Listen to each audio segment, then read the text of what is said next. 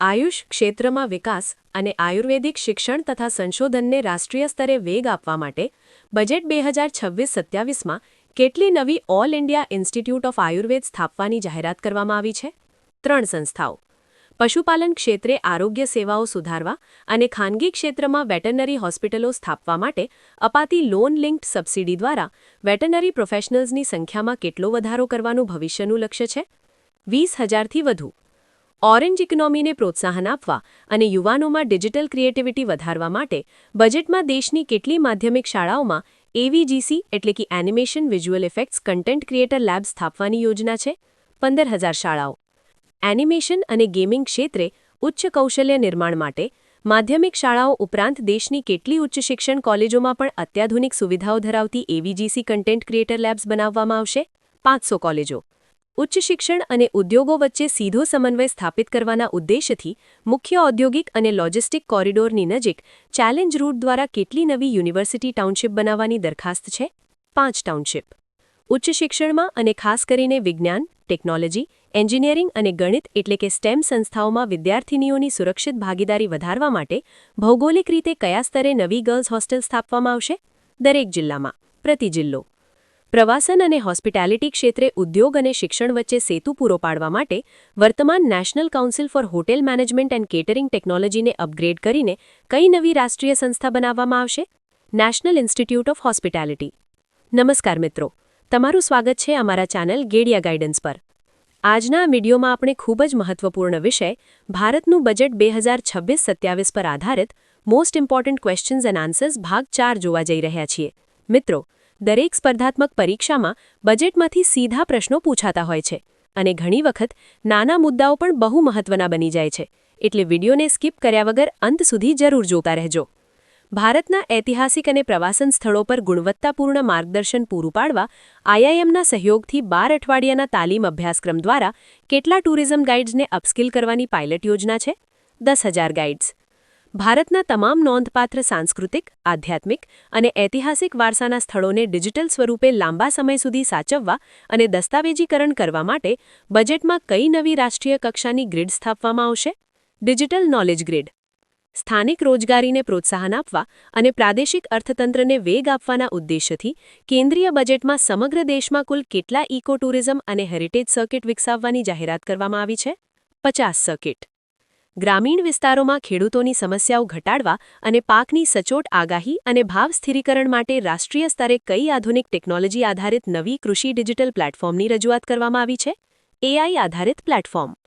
ભારતમાં આરોગ્ય સેવાઓના વ્યાપક વિસ્તારણ, ન્યુટ્રિશન ઇન્ટેકમાં નોંધપાત્ર વધારો અને શિશુ મૃત્યુદરમાં ઘટાડાના કારણે નાગરિકોનું સરેરાશ આયુષ્ય જે 1976માં 79.7 વર્ષ હતું તે 2023માં વધીને કેટલું થઈ ગયું છે?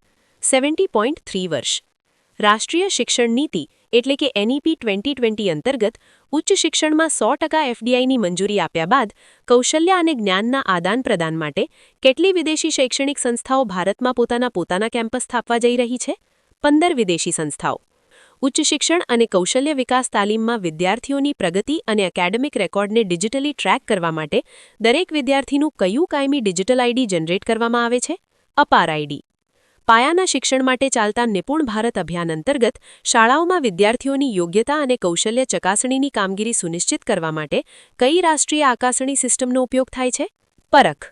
શ્રમ સુધારાઓ અંતર્ગત નોકરીઓ પર સીધી અસર દર્શાવતા તાજેતરના અહેવાલ અનુસાર જો ભારતમાં નવા લેબર કોડ્સનો સંપૂર્ણ અને યોગ્ય રીતે અમલ કરવામાં આવે તો દેશમાં અંદાજે કેટલી નવી નોકરીઓનું સર્જન થઈ શકે છે? લગભગ 77 લાખ નોકરીઓ. શ્રમ બજારમાં મહિલા સશક્તિકરણની સાબિતી રૂપે સરકારી આંકડાઓ એટલે કે પીએલએફએસ મુજબ ભારતમાં મહિલા શ્રમદળની ભાગીદારી ફિમેલ લેબર ફોર્સ 2017-18ના 23.3%થી વધીને વર્ષ 2023-24માં કેટલા ટકાએ પહોંચી છે? 41.7%. રોજગારી ક્ષેત્રે મહિલાઓ માટે વધતી સમાન તકો દર્શાવતા આંકડા મુજબ વર્ષ 2017-18માં મહિલા બેરોજગારીનો દર જે 5.6% હતો તે વર્ષ 2023-24માં નોંધપાત્ર રીતે ઘટીને માત્ર કેટલા ટકા નોંધાયો છે? 3.2%. લાંબા સમય સુધી કારકિર્દીમાંથી વિરામ લીધા બાદ ફરીથી કોર્પોરેટ નોકરીમાં જોડાવા માંગતી મહિલાઓને સહાયરૂપ થવા માટે ઉદ્યોગો દ્વારા શરૂ કરાયેલા બેક ટુ વર્ક અભિયાન સાથે કયો અન્ય પ્રોગ્રામ ચલાવવામાં આવે છે? રિટર્નશીપ પ્રોગ્રામ. મહારાષ્ટ્ર અને તમિલનાડુ જેવા રાજ્યોમાં યુવાનોને તેમની કારકિર્દીની પસંદગી મુજબના કૌશલ્ય તાલીમ કાર્યક્રમોમાં જોડાવા માટે આર્થિક સ્વતંત્રતા પૂરી પાડતા કયા નવા ફાઇનાન્સિંગ ઇન્સ્ટ્રુમેન્ટનો ઉપયોગ થઈ રહ્યો છે? Skill voucher.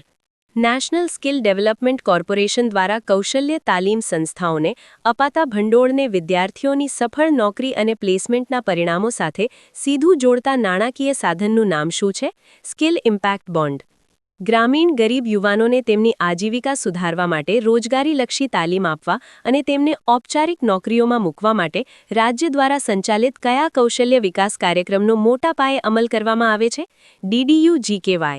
સ્વરોજગારીને પ્રોત્સાહન આપવા માટે ગ્રામીણ વિસ્તારોમાં યુવાનોને બેંકોના સહયોગથી તાલીમ આપતી ગ્રામીણ સ્વરોજગાર તાલીમ સંસ્થાઓ હાલમાં 33 રાજ્યોના કુલ કેટલા જિલ્લાઓમાં કાર્યરત છે? 616 જિલ્લાઓમાં. વીમા ક્ષેત્રના વિસ્તરણ અને નાગરિકોમાં વધતી જાગૃતિ અંગેના આંકડા મુજબ નાણાકીય વર્ષ 2025માં દેશના નોન લાઇફ ઇન્સ્યોરન્સ સેક્ટરમાં ચૂકવાયેલા નેટ ક્લેમ્સની કુલ રકમ કેટલી નોંધાઈ હતી? 1.9 લાખ કરોડ.